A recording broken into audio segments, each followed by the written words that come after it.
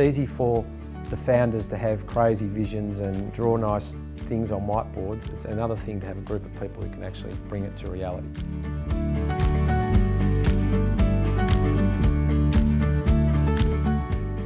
The idea for the exchange that we've created here in Richmond has evolved over time, I would say. It was about the fact that teachers could come together and talk about professional practice, which in my view is the best way of learning.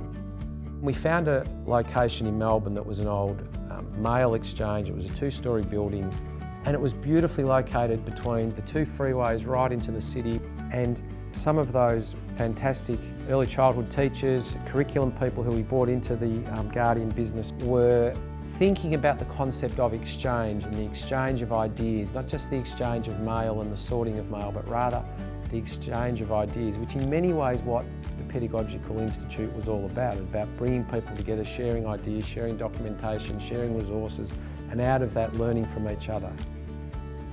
The exchange of materials is one part of that concept and upcycling the materials, but without the exchange of ideas and the building of relationships around the materials, it's less likely that those ideas will come to fruition.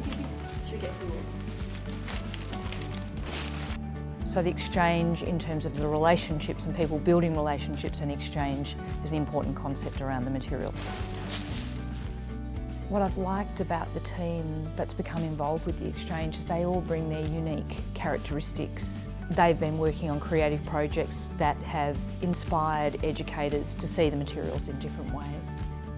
My role at Guardian is what Danielle calls community liaison. So I keep in touch with all of our community partners who supply us with materials.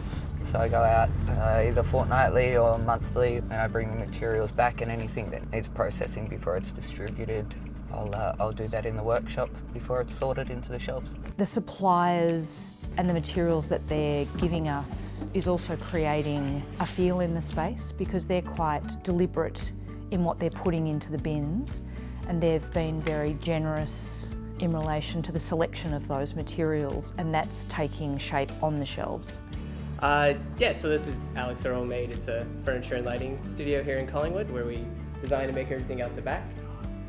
We tend to use solid timber and locally sourced materials and end up with a lot of offcuts, which don't really have a great place to go. So it's great to have an organisation that's able to take that and give that back to the kids.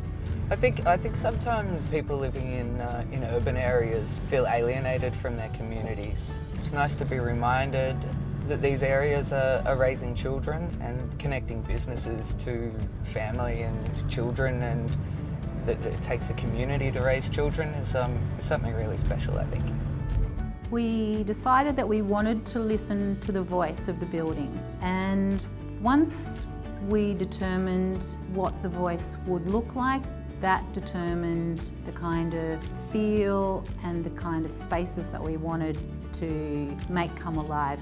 We wanted our centre to be in relationship with the community, and we decided that we wanted to embrace the notion of exchange in every part of the building, in a physical sense but also in a social and emotional sense.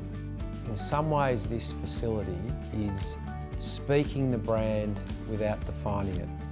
And what I mean by that is it's helping to bring it to life. And so I actually bring people here to show them who we are and what we're about, because I think it's easier to do that than to try and write it on a bit of paper. The most exciting part for me is that I feel that we're still evolving, and all these ideas are very new and very fresh. And even though we are inspired by Reggio, I think getting the inspiration correct for the Australian environment, and I think that's the real challenge, is just being unique to each centre and treating them individually.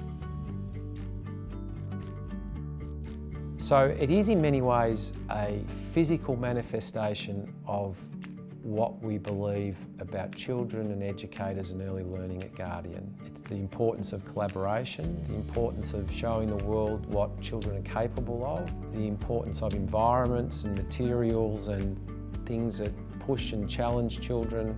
I'm seeing a bit of a shift from images of children participating with the materials and the educators, that something is happening in the learning that's taking place on the ground that's being influenced by those materials, that there's an engagement between the educator, the children and the materials in a way that I hadn't seen previously.